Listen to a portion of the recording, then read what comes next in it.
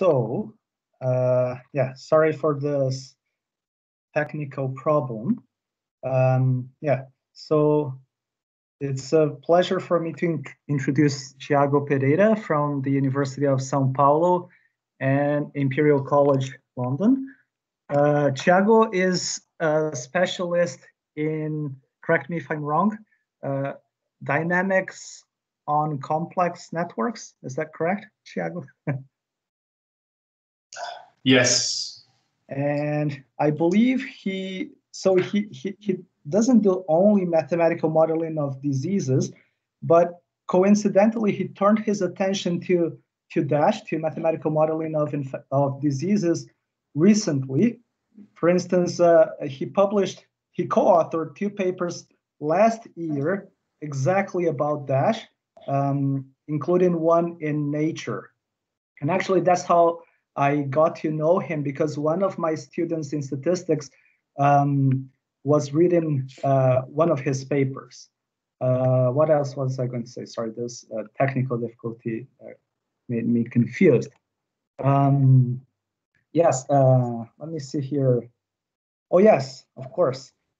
So this year, he started a collaboration with other Brazilian researchers, and they did some impressive modeling. Like, it's very detailed, very realistic, much more realistic than those toy models that we might have played with, like the simple SIR model and things like that. And I believe that's what he is going to talk to us about today. Now, just before Tiago starts, I just want to say thank you, Kevin Davis, for he was the one who suggested that I bring an external speaker. So thank you, Kevin. And thank you, Tiago, for taking time out of your busy schedule to give us this talk. I'm sure you're very busy these days and you're giving a lot of talks and you're involved in these heavy mathematical modeling of COVID-19. So thank you, Tiago. The ball is in your court now. So it's a pleasure. Thank you a lot for the invitation. It's always a pleasure to see new faces, and so hopefully in a near future I'll visit you in person. So this is a joint project with actually quite a bunch of people. So we have mainly 4 institutions involved from the Brazilian side. That will be the University of São Paulo, 2 of them, some universities in Rio. Just to give you a quick feedback, we had our first case of corona in Brazil starting 25th of February. So it was the first case in São Paulo. Someone coming from Italy was tested and tested positive. Surprisingly, this was just 1 day after Carnival. You can imagine lots of conspiracy theories about this because we for sure had corona before. But what happened is that on 24th of March, then we had basically, so São Paulo, São Paulo is like New York. So we have the state of São Paulo and the city of São Paulo. They are both called São Paulo. So say São Paulo city for the city. So as you see on 24th of March, basically nearly 80% of all cases in Brazil of coronavirus, it was in the city of São Paulo. But on this date, the state government of São Paulo, in opposition to the federal government, because, I mean, kind of Bolsonaro was aligned to Trump, it was against any mitigation measures. I think, anyway, the São Paulo government, then the state government, imposed a quarantine on 24th of March, basically pretty much in opposition to the federal government. But if you see the guidelines, what they promised was the following. On 24th of March, they said they will go on a 2-week long lockdown in the whole state. This is kind of surprising because, as I said, so basically 80% of all cases in the whole country is in a single city. Okay, the city is kind of 20 million people, but then all of a sudden you put the whole state in quarantine. If you read the news and you talk to people advising the government, basically they had a clear idea that a very short and very effective lockdown, homogeneous throughout the whole state, would be very effective. As it turns out, in reality, now we are in a 5-month long quarantine and counting, no sign of stopping this quarantine soon. So the idea is that the social distancing, if it's effective and very short, is not correct. I'll show you some scenarios. So here, this blue curve will be if the state of São Paulo had done absolutely nothing, had let the disease progress without any measures. Sorry to interrupt, but I think we don't see the screen, the slides. We just see the first one, the title. Oh, really? Now we see it. Now you see it? Now we see social distancing. Social distancing protocol is long. And now? Now social distancing protocol is long. Okay, so now you see the blue curve? Now we see blue, green, orange, red. But don't you see, like, do you see numbers appearing? Or? No. Okay, so do you see this curve here? Let's see. Or maybe what happens, like when I go to full screen, then you don't see the slide change, I think. Maybe that's it, yeah. Now Did you see these slides? No, we hadn't seen those. I hadn't seen those. According to what I see on the side, Tiago, you seem to be on like the 4th or 5th slide rather than the first slide. Yeah. I think what happens, like if I do full screen presentation, then what you see, and I change the slides, you don't see it. Did you see slide changes? Before I didn't see the changes, but now I see them. Okay. Yeah, now it has changed, yes. Okay, good. So let's try again. And please do interrupt me if you don't see the changes. So this blue curve would be if São Paulo has done nothing. And here would be like if you could decrease the reproduction number of the disease. So basically the strength of this spreading by 70% for 90 days. Sorry, Tiago. Sorry again. Are you in the social distancing slide? Because that's what we see here. I am, but now you should see a blue curve and an orange curve. No, that would be 5. That's 5 slices. There you are. Now, yes. now we see it. Yeah. Okay, let's try this way then. What I can try to do, I'm not sure. So let me do full screen. So you see the full screen now, right? Yes. So yeah. If I do this now, do you see the changes? Oh, now we do see it. Yes. Oh, okay, good. It's good. Okay, so here's in this blue curve, if you're seeing is if São Paulo state had done nothing. This orange curve is if you decrease by 70%. So you see it's a huge decrease. You decrease by 70% the strength of the disease for 3 months. So basically the only thing you cause is a peak. You postpone the problem and do not solve the problem.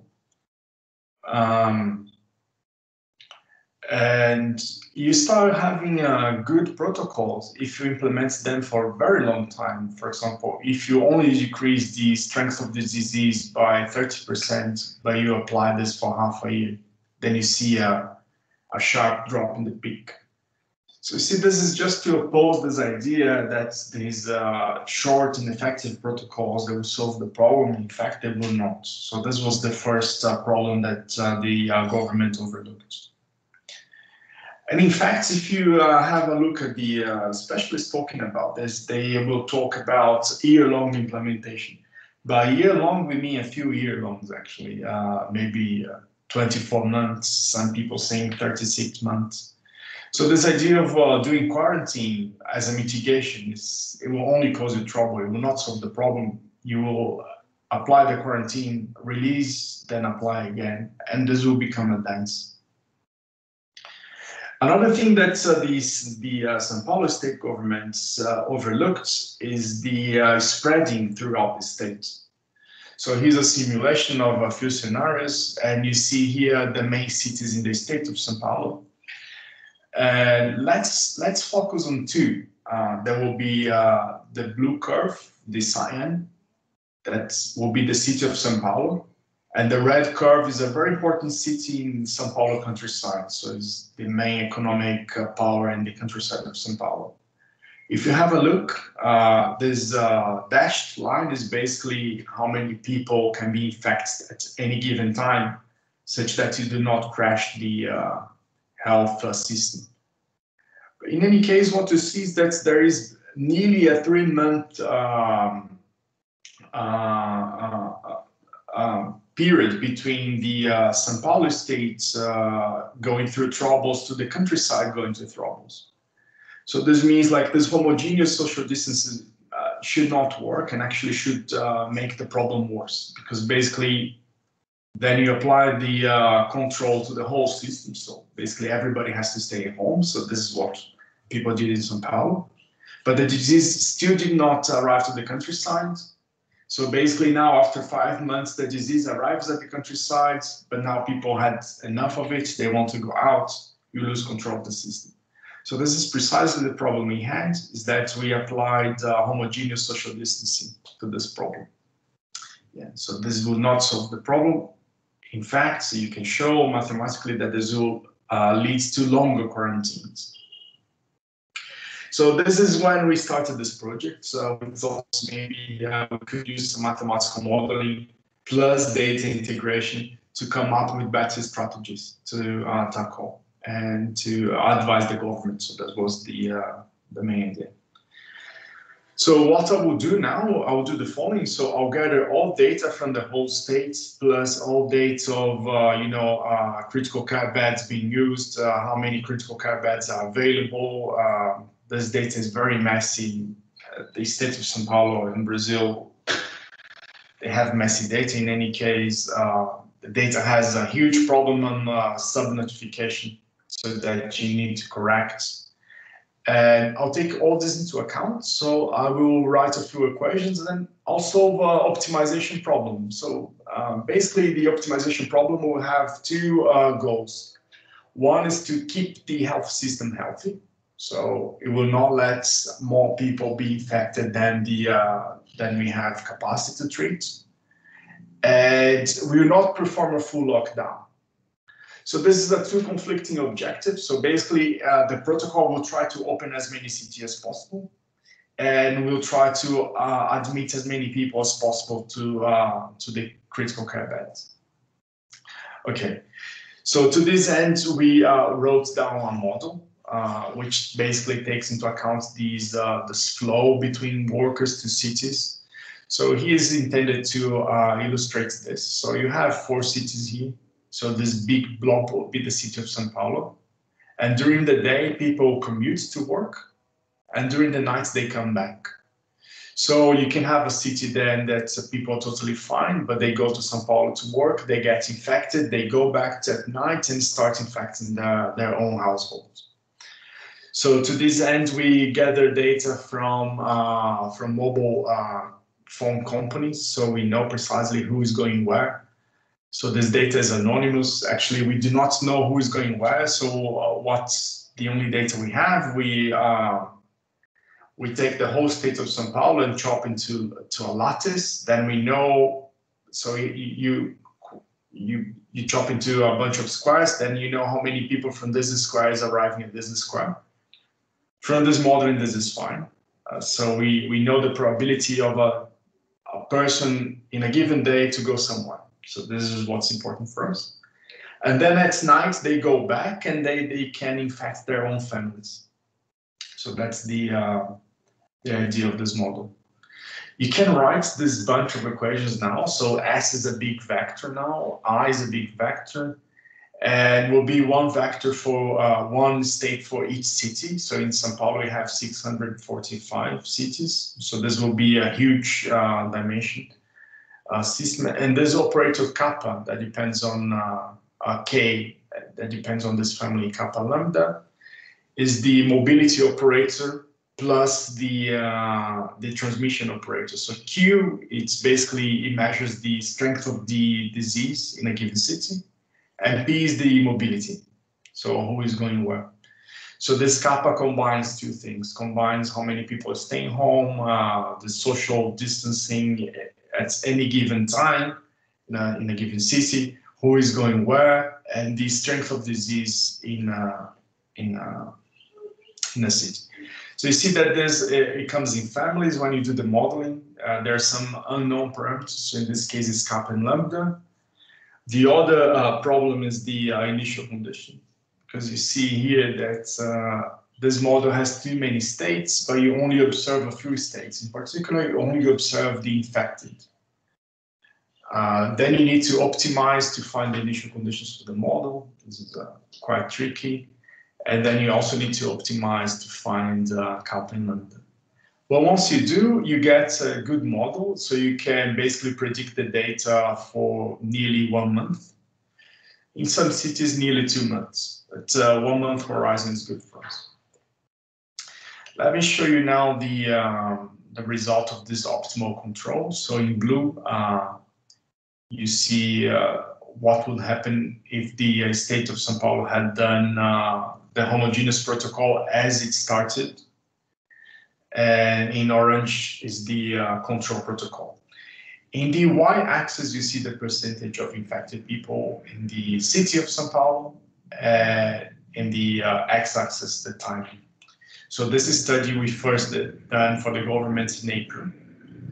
So what you see here, so let's compare again. So this is the situation where you do nothing. So basically, you keep on applying the same homogeneous protocol. It's important to say that the capacity of the health system in the city of São Paulo is about 1% of infected people. So then this basically means like for 4 months, you totally destroy the health system. And here's when we put the control that you never surpass 1.5. So this 1.5 is because the government created a new campaign hospital to treat corona patients. So the capacity went to 1.5. So you see that this optimal control never lets the disease surpass 1.5. And what's important here, it not only controls, but it controls the system in levels. So we created levels of control measures going from severe to high to graded to open. So this means that at any given time you have especially temporal distribution of measures. They will not be the same for cities, and they will not be the same in time. Let me show you this figure. This figure is a bit confusing, to be honest, but it has a lot of information. So you see here the x-axis is time, starting again from late April, running until mid-21. And here, what you see is the 11 main cities in the state of São Paulo. So what you see is that each city has its own healthcare capacity. The protocol will solve or optimize. It will take into account some mobility between cities and will come up with these measures. But what is funny here, what's interesting is that if you see, if you apply this protocol the way it is now, in the city of São Paulo, that you see the first one, the disease will be over by now, basically by late August. And this is far from being over. Why? Because the states apply the same protocol everywhere. So this is the ideal protocol where actually the algorithm tells what the city needs to do, as opposed to humans telling what the city needs to do, which will lead you to very long quarantines. So this is what I said. So if you apply this optimal protocol, the disease will be over by now. And in São Paulo, the disease is far from being over. And if you look at the countryside, the disease will be over by Christmas. But this is clearly not the case, as right now in the countryside of the São Paulo states, the number of cases are growing quite fast. So if you do the calculations with the government protocol, it should last until July next year. So why does this happen? Because neighbors matter. So you can't try to find a good local solution for you. It will not work, actually. Let me give you one example. For for example, here's if the city of São Paulo,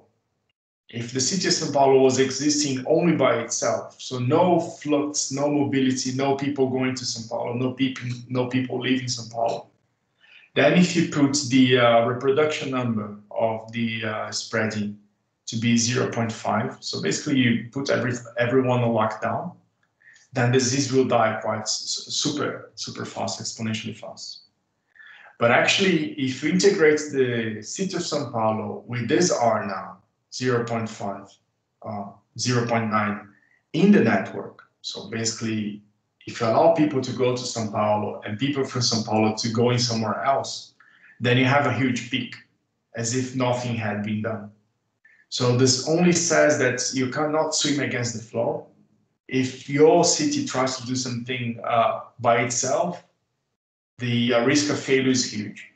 In the case of the city of São Paulo, it's guaranteed failure. So you will not succeed. So local solutions, they are far from optimal.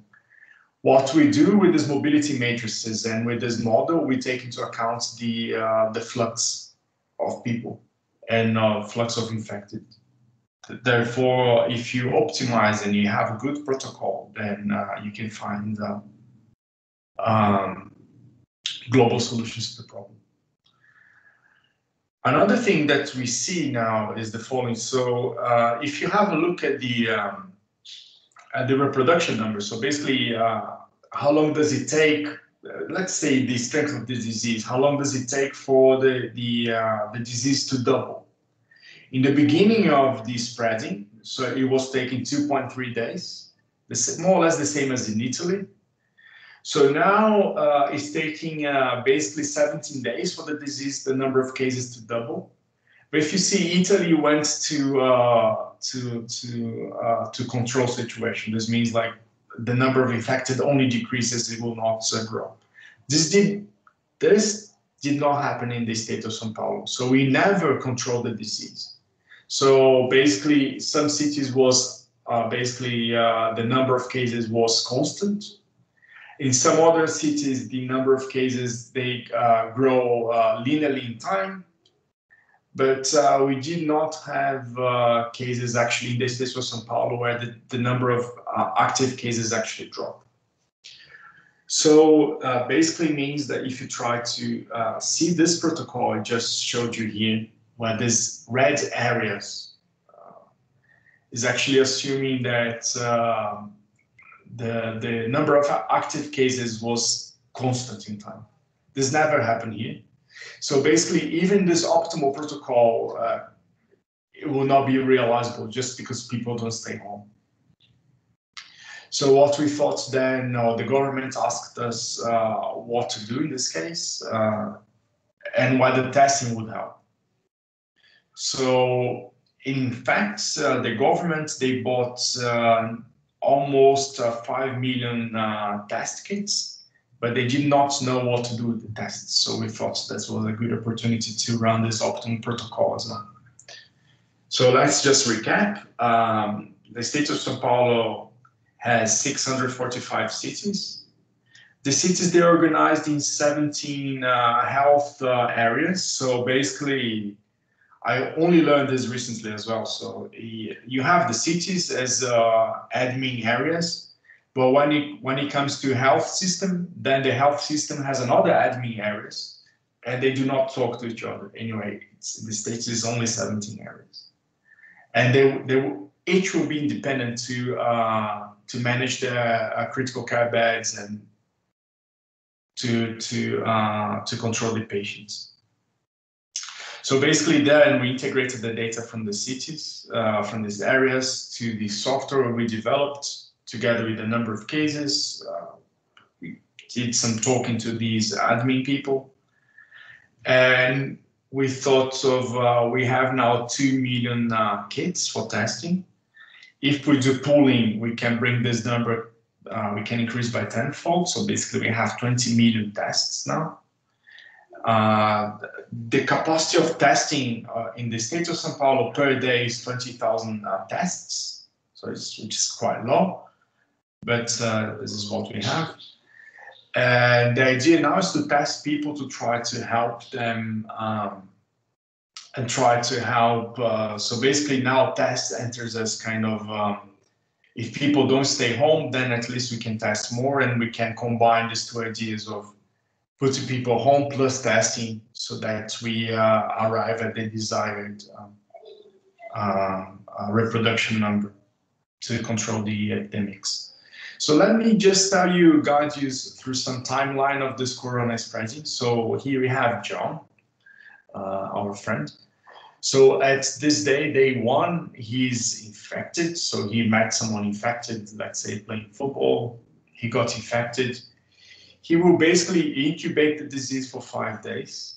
So this is this has a huge distribution, but the mean is 5 days. Then, it's funny enough, before he develops symptoms, he will be infectious for 2 days. This is one of the pains of this coronavirus, is that you incubate, then you go to a silent state where you're able to spread the virus, but you have no symptoms. Then after you infecting people for 2 days, then actually you develop symptoms. Then we did some data analysis. So usually after 1-2 days that people are infected, then they go to the doctor. So then they can be tested and then they can be isolated. But there is this 4-day gap between the time you start infecting to the time you're tested. So this is the main problem in these epidemics. This means tests, they're not super useful. But in any case, so we will try to model this. So the idea is that once he's tested, then he's isolated until he's healthy, and then he goes back to normal life again. Okay, so to this step here, we need to write some equations to understand the testing dynamics to integrate this into the control protocol. So the idea is that I'll think of each city or each community as a homogeneous population, and things will be homogeneous. So globally it will be heterogeneous, but each city will be a homogeneous population.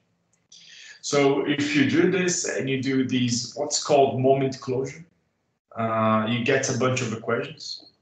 So you get this many equations. S will be the health states, I will be the infected, and Q, he is modeling people that are in quarantine. So the idea is that once they're tested, they go to quarantine. And this model is a bit more tricky than the usual one, because you see the functions now that depend on delay times. So this means like you have this delay differential equation to solve, and you have a bunch of them to solve. So these are the delay terms. But you can do some analysis, or at least some bifurcation theory to this problem. You can generalize this model also to more complicated situations. For example, when people start incubating, then they become infectious, then they can recover, they become immune, then they lose immunity. So in this case, apparently people lose immunity for coronavirus after 3 months. So if you model this, if you include more complications to the model, the good news is that the bifurcation theory to this problem doesn't really change a lot. So either if you consider a simple model or a very complicated model, basically the phenomenon is the same. And the bifurcations of this problem is the following. So first of all, you can only control the disease if you identify at least a critical number of people that we'll call critical probability, critical identification probability.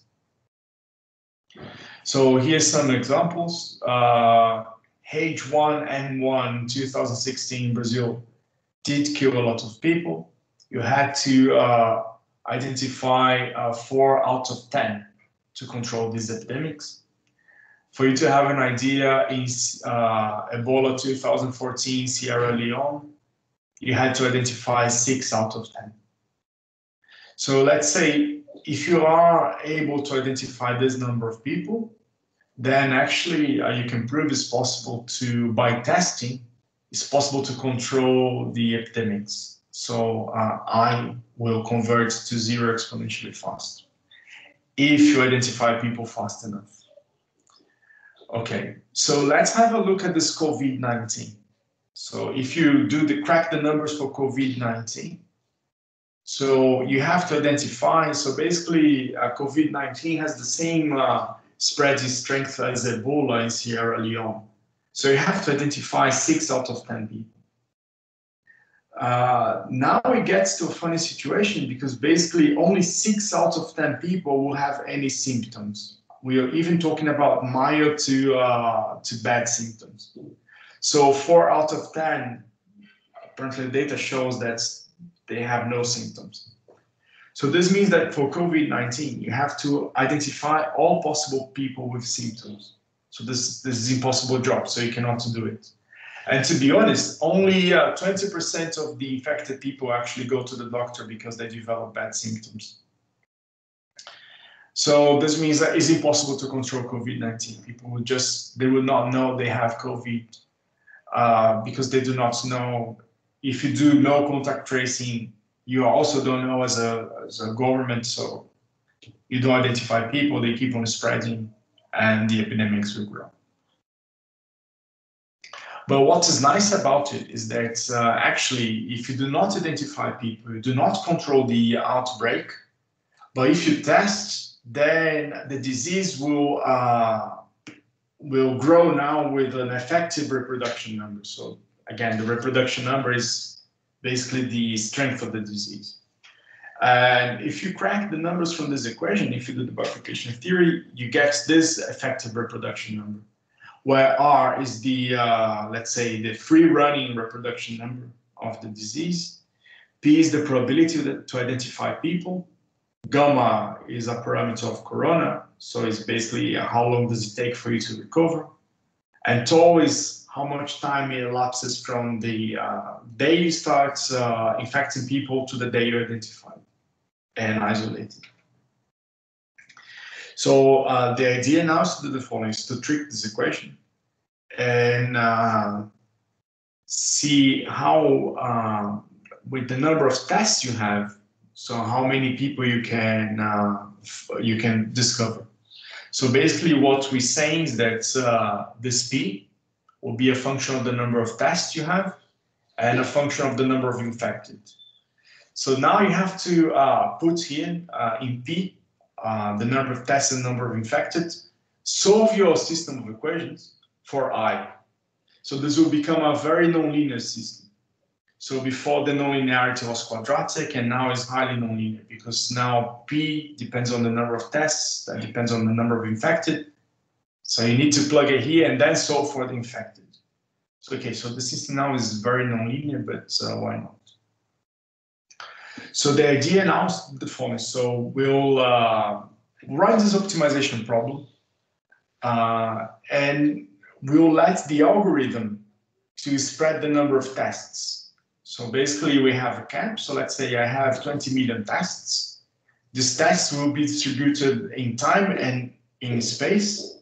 And the optimizer will tell me where to put the tests. I will not do it. I will just write the optimization problem with these nonlinear restrictions and let the optimizer find the solution.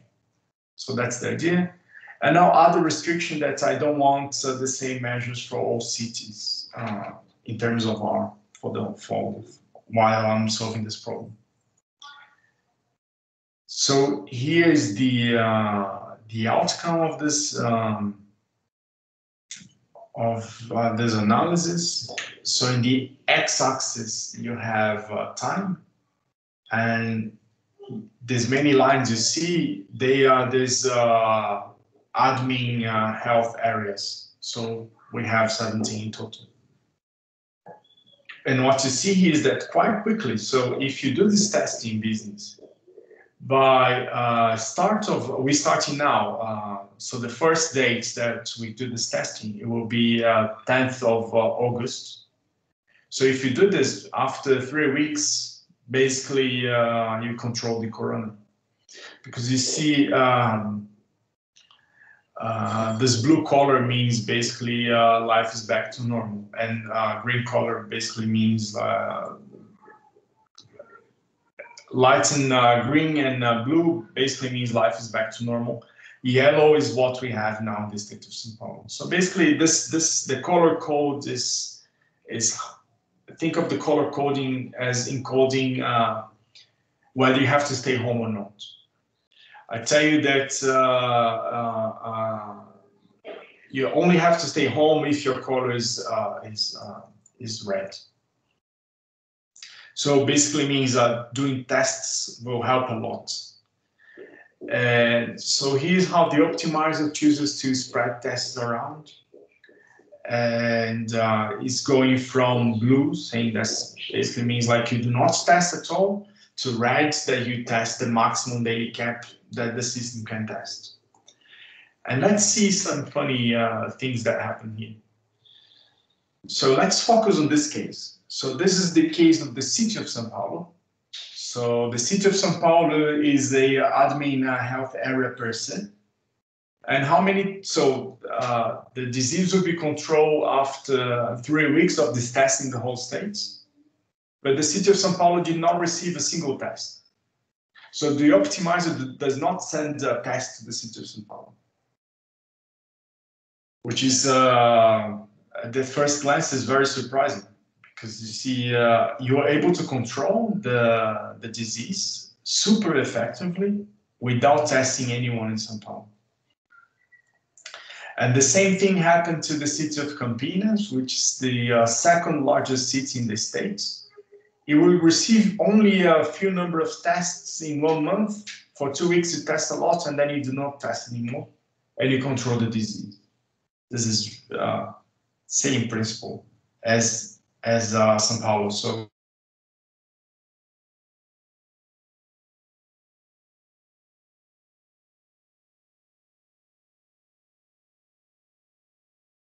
maybe we had a problem with the internet connection. Can someone hear me? I can hear you fine, but I did notice that Tiago froze. Yes, I'm not sure. Yeah, he froze. Okay, so I guess we have to. I will try to contact him.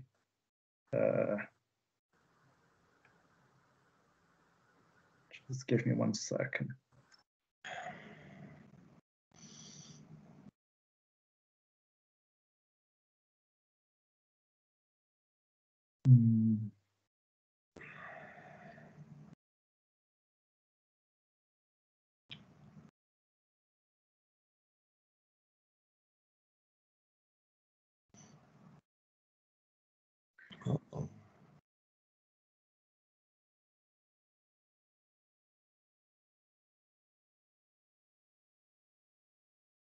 Yeah, that's the problem. Sorry? Tiago is no longer showing up on the list of presenters. Yeah, so I'm trying to contact him here. Yeah. I have his phone number.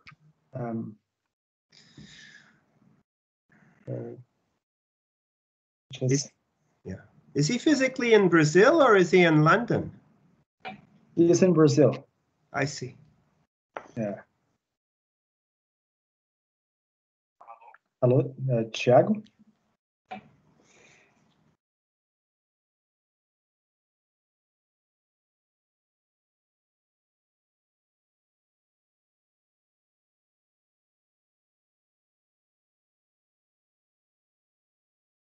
Sorry, I'm trying to reach him. He was telling me that he had a problem with his internet, and then it dropped again. Sorry about that. I will try to call him again. Okay.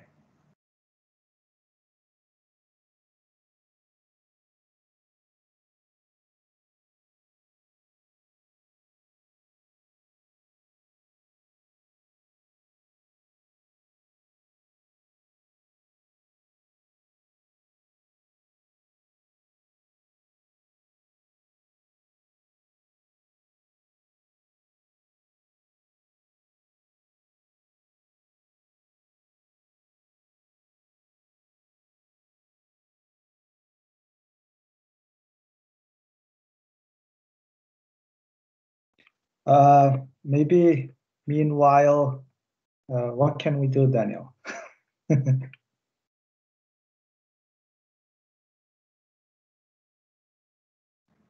I don't honestly know. You can try call if he's not online, then there's only the phone that could possibly reach him. Oh, Hey. Okay. So sorry for this problem. I'm not sure when I dropped actually.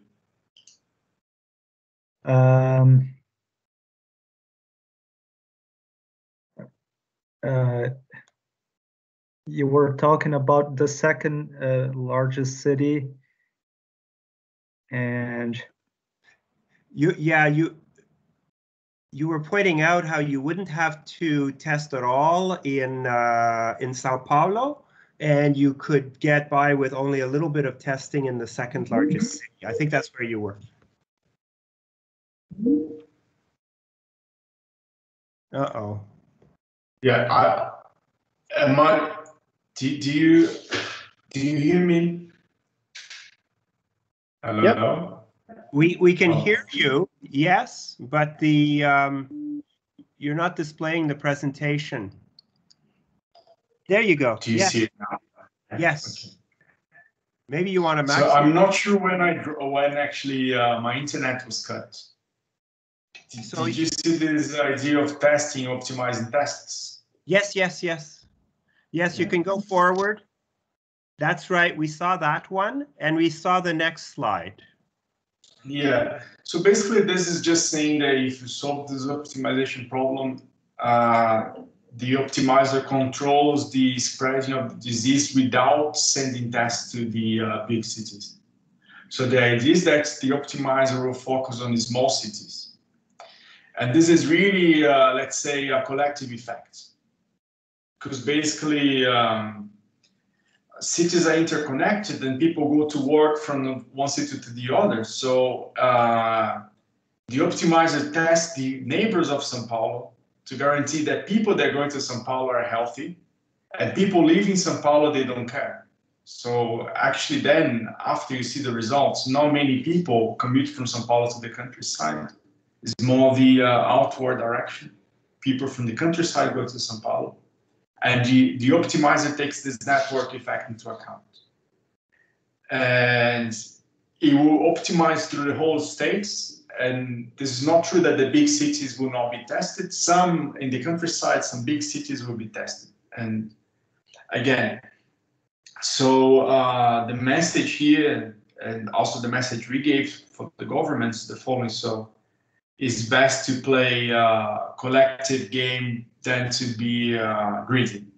Because, for example, if you take this 20 million tests and put in the city of São Paulo, the effect in the whole state is minor.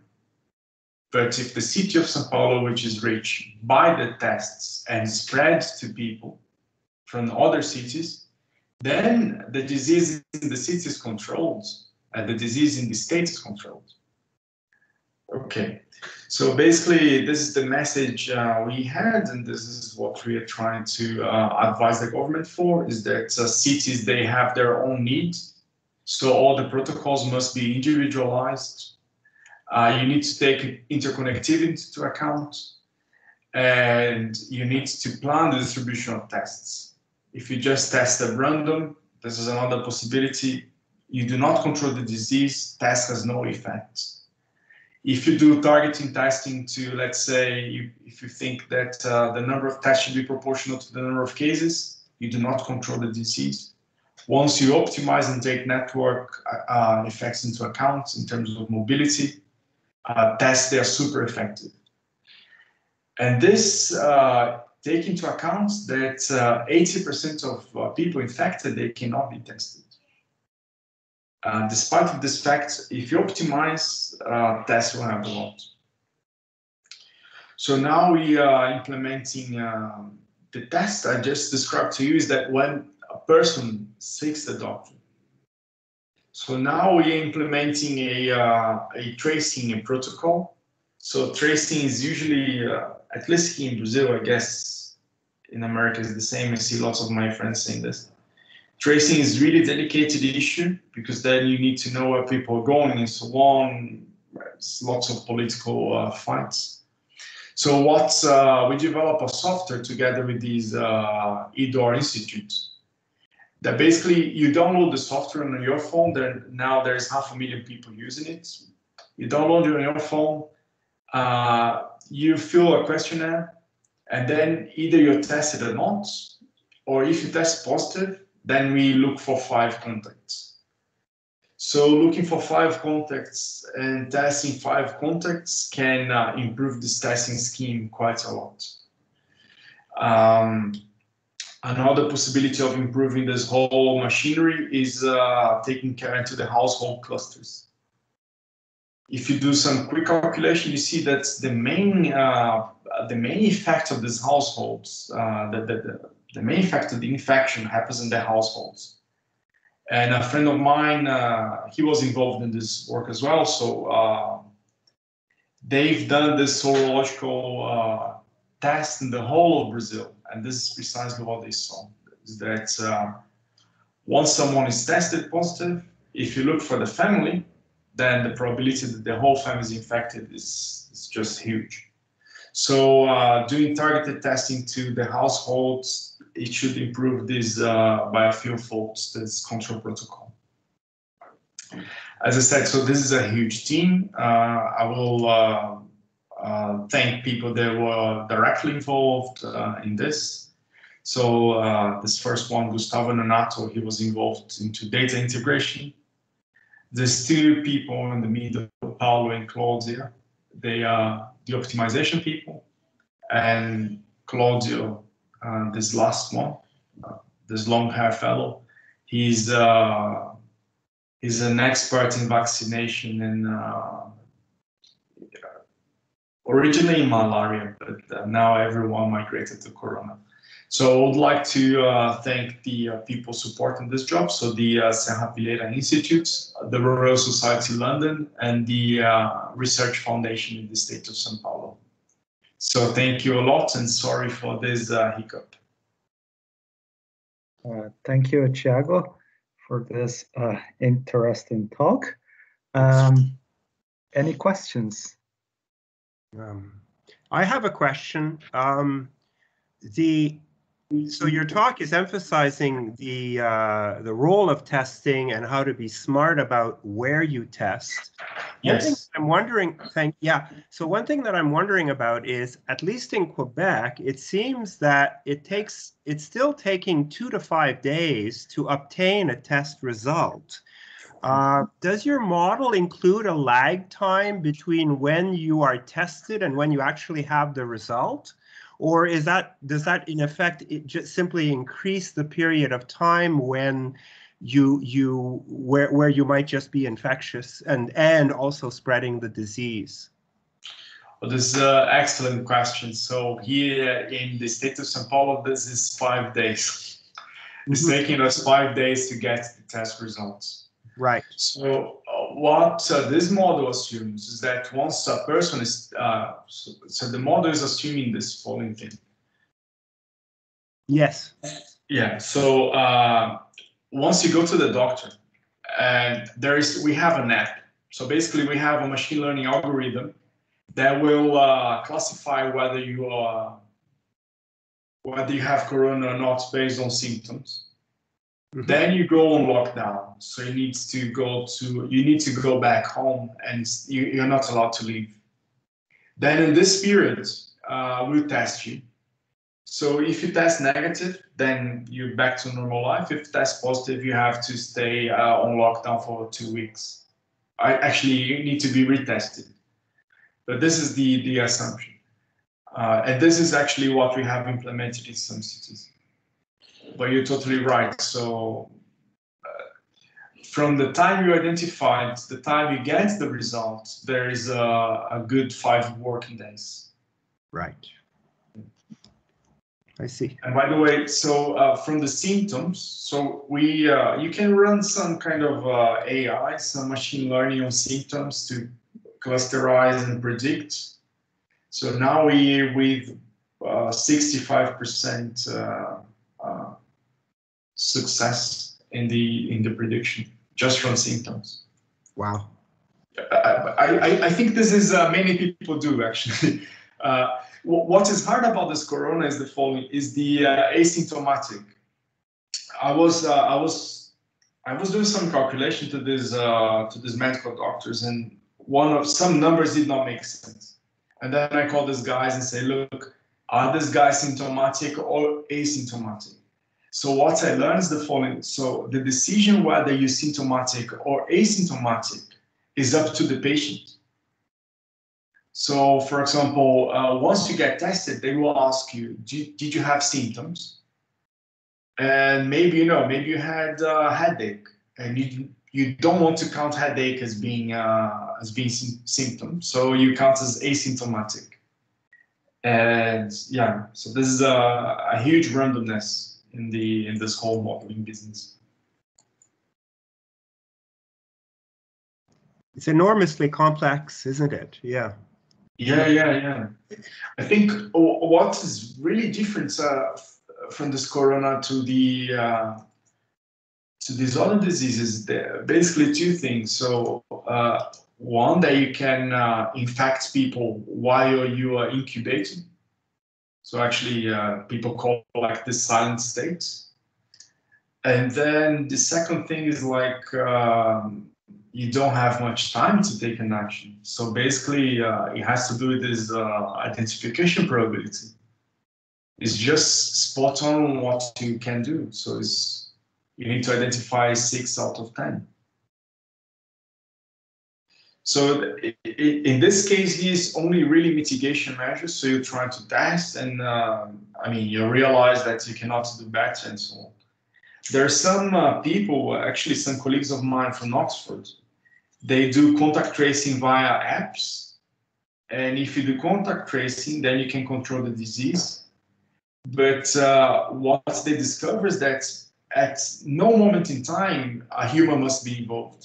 It must be everything automatic. So once you get the corona, the app will tell the other app, which will tell the testing guys to go and test. Because basically you have 1 day to take a measure. So it's extremely sensitive. Also contact tracing. Wow. Thank you. Are there any other questions?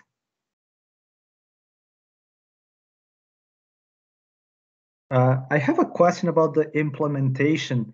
Like, how heavy are these computations? Like, what kind of machine do you need, and how long does it take to, I don't know, to run these simulations to estimate the parameters? Yeah, this is a very good question. So in the first implementation we did, it was terrible.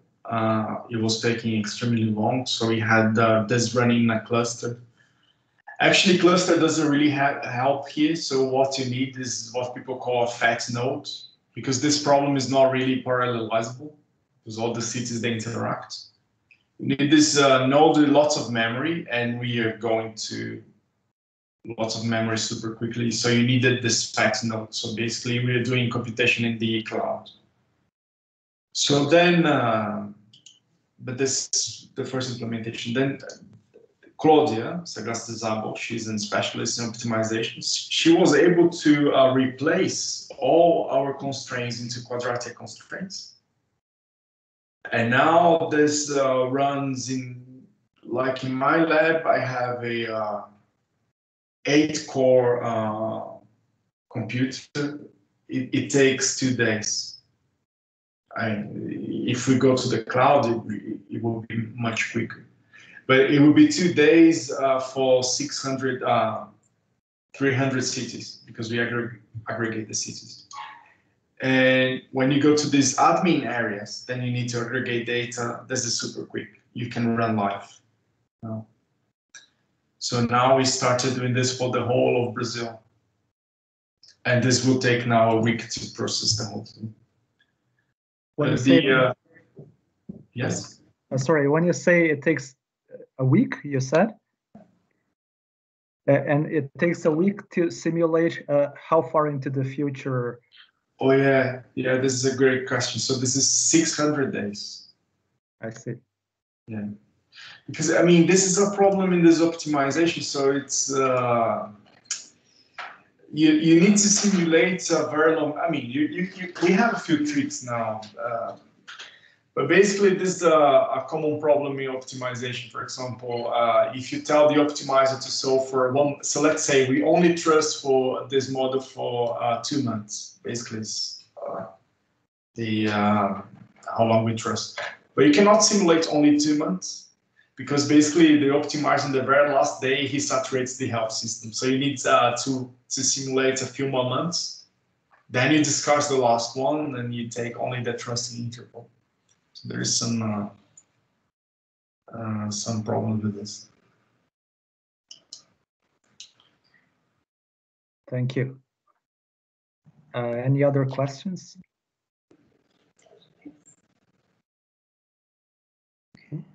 Perhaps I should stop recording. Yes, that's a good idea. Yeah. Okay. Okay.